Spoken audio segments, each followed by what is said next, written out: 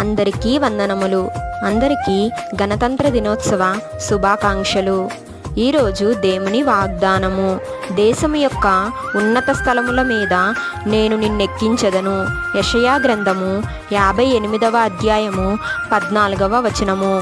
నీ ఆహారము ఆకలిగొనిన వారికి పెట్టుటయు, నీ రక్త సంబంధికి ముఖము తప్పింపకుండుటయు, దిక్కుమాలిన బీదలను నీ ఇంట చేర్చుకొనుటయు, వస్త్రహీనుడు నీకు కనబడినప్పుడు వానికి వస్త్రములిచ్చుటయు చేయవలెను. అలాగున నీవు చేసిన ఎడల నీ వెలుగు వేకువ చుక్కవలే ఉదయించును, స్వస్థత నీకు శీఘ్రముగా లభించును. అప్పుడు నీవు పిలువగా యెహోవా ఉత్తరమిచ్చును, నీవు మొరపెట్టగా ఆయన నేనున్నానను.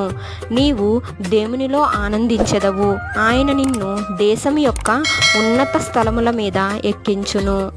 ఈ చిన్ని వాక్యం దేవుడు దీవించును గాక.